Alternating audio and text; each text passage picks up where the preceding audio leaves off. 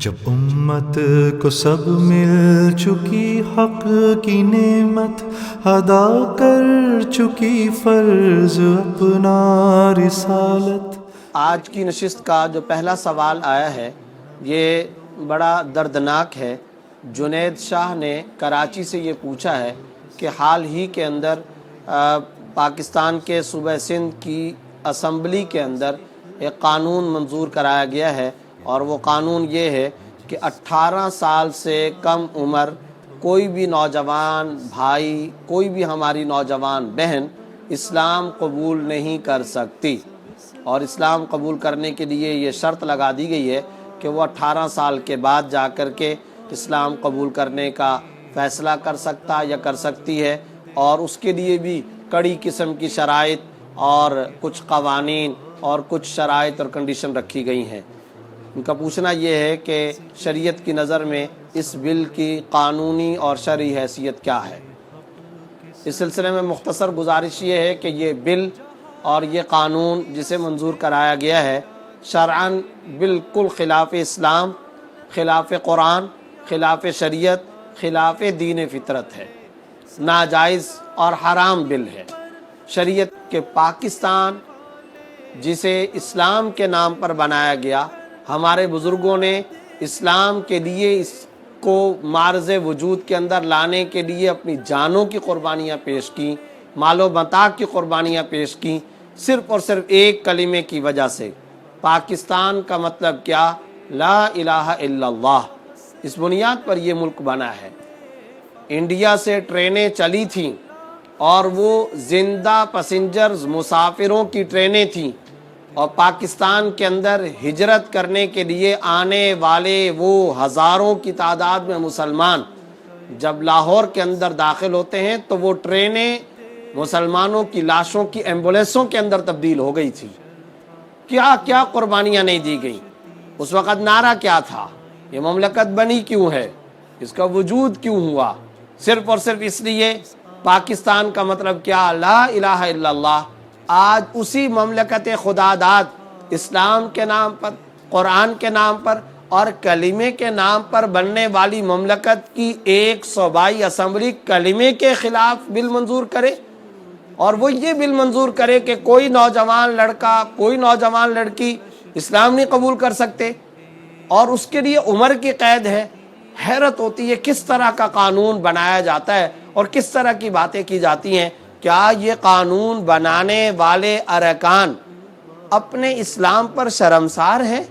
کیا انہیں اپنی پاکستانیت پر، پاکستان کا مطلب کیا لا الہ الا اللہ، اپنے مسلمان ہونے پر، دین فطرت کا حامل اور مسلم اور مؤمن ہونے پر انہیں شرمندگی ہے؟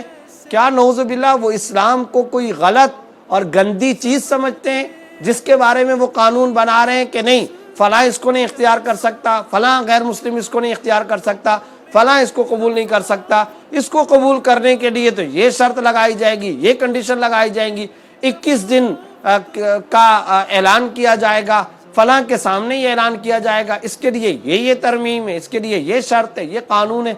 کس قسم کی باتیں ہو رہی ہیں؟ ہم کس زمانے کے اندر پیدا ہو گئے، اور اس زمانے کے اندر کیا پاکستان کو ہمارے بزرگوں نے اس لیے تعمیر کیا اور بنایا تھا کہ ہم اس طرح کی باتیں سنیں۔ قائد اعظم محمد علی جناح مرحوم پاکستان کے بارے میں کہتے ہیں کہ یہ تو پاکستان خلفائے راشدین کی تعلیمات کی تجربہ گاہ بننے جا رہی ہے۔ یہ مملکت سیکولر اسٹیٹ نہیں، اسلامی اسٹیٹ ہے۔ Pakistan is going to be a laboratory for experimentary of Islamic values۔ یہ اسلامی اقدار کی تجربہ گاہ، اسلامی احکام کے نفاذ کا منبع، ملجا، مرکز اور ٹھکانے کے طور پر یہ ملک وجود میں آ رہا ہے، اللہ کے نام پر وجود میں آ رہا ہے، کلمہ طیبہ لا الہ الا اللہ کے نام پر یہ وجود میں آ رہا ہے۔ حیرت ہوتی ہے کہ اس ملک کی ایک صوبائی اسمبلی اس طرح کا قانون منظور کرے۔ یہ قانون برطانیہ میں نہیں، امریکہ میں نہیں، جرمنی میں نہیں، یورپی یونین میں نہیں، فرانس میں نہیں، Hong Kong, China, Malaysia, Bangkok, ان ملکوں کے اندر نہیں ہے۔ کتنے غیر مسلم ممالک ہیں وہاں یہ قانون نہیں ہے۔ آج ہمارے ملک کے اندر یہ قانون بنایا جاتا ہے، اور پھر اس کے پیچھے جو ریزن رکھا گیا ہے وہ یہ ہے کہ جبری مذہب کی تبدیلی۔ ارے بھائی، مذہب کی جبری تبدیلی کا کون ساتھ دیتا ہے اور کون ہے جو جبرن مذہب کو تبدیل کرے گا؟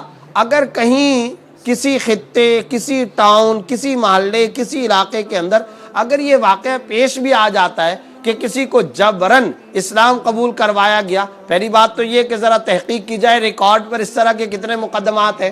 اور عام طور پر ہمارے یہاں پر باہر کے، ویسٹ کے، مغرب کے پیسوں پر پڑھنے والی کتبے بردار NGOs اور مختلف قسم کی تنظیمیں اور اپنے آپ کو ویلفیئر کی آرگنائزیشن کہلانے والی مختلف NGOs اور ادارے جن کے بارے میں اس طرح کی باتیں پیش کرتے ہیں، جب تحقیق کی جاتی ہے تو نوجوان عدالت کے اندر آ کر کے ببانگ دہل یہ اعلان کرتا ہے کہ میں نے قرآن کا مطالعہ کیا ہے، میں نے اسلام کی اسٹڈی کی ہے، میں اسلام قبول کرنا چاہتا ہوں، میں اللہ کے احکام پر آنا چاہتا ہوں، سچائی کی میں گواہی دینا چاہتا ہوں۔ آپ اس سچائی کی گواہی کا راستہ روکنا چاہتے ہیں۔ اولاً تو یہ کتنے واقعات ریکارڈ پر ہیں، پھر اگر کہیں مان لیا جائے اس طرح کا کوئی واقعہ پیش بھی آتا ہے تو اس کا طریقہ یہ ہے کہ وہ ایک استثنائی شکل ہے۔ کس عالم دین نے مذہب کی جبری تبدیلی کے اوپر آپ کا یا کسی کا ساتھ دیا ہے؟ کون سا عالم دین ہے جو یہ کہتا ہے کہ مذہب کی جبری تبدیلی درست ہے؟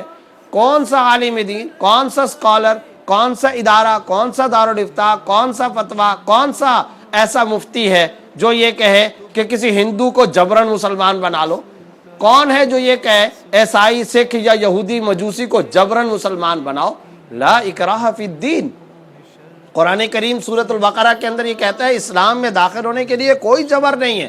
سورہ کہف آیت نمبر 29 اللہ رب العزت وضاحت کے ساتھ فرما رہے ہیں من شاء فلیؤمن ومن شاء فلیکفر، جو چاہتا ہے مسلمان ہو جائے اور جو چاہتا ہے وہ کافر ہو جائے۔ جس کو کافر رہنا منظور ہے وہ کافر رہے اور جسے مسلمان ہونا ہے وہ مسلمان ہو جائے۔ اسلام کا، قرآن کا سیدھا واضح سادہ انتہائی سمپل حکم موجود ہے۔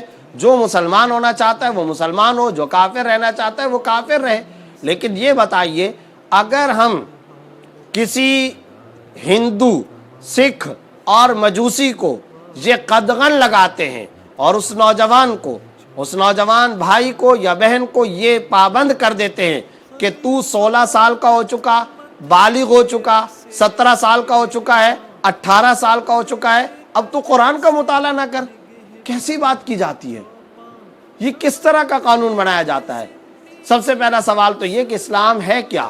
سچائی کا دین۔ ان الدین عند اللہ الاسلام، اللہ کی نظر میں بندوں کے لیے دستور حیات اسلام ہے، ضابطۂ زندگی اسلام ہے۔ اسلام بولتا ہے سچائی اختیار کرو، قناعت اختیار کرو، عفت اور شرم و حیا اختیار کرو۔ تو کیا آپ اسلام کے اوپر قدغن لگا کر اور اسلام قبول کرنے پر پابندی لگا کر کے دوسرے لفظوں میں یہ کہنا چاہتے ہیں کہ سچ نہ بولو؟ دوسرے لفظوں میں یہ کہنا چاہتے ہیں کہ کرپشن سے باز نہ آؤ؟ دوسرے لفظوں میں یہ کہنا چاہتے ہیں کہ اس ملک کے اندر محبت نہ کرو؟ دوسرے لفظوں میں یہ کہنا چاہتے ہیں کہ حقوق العباد نہ ادا کرو؟ اسلام میں تو یہی احکام ہے۔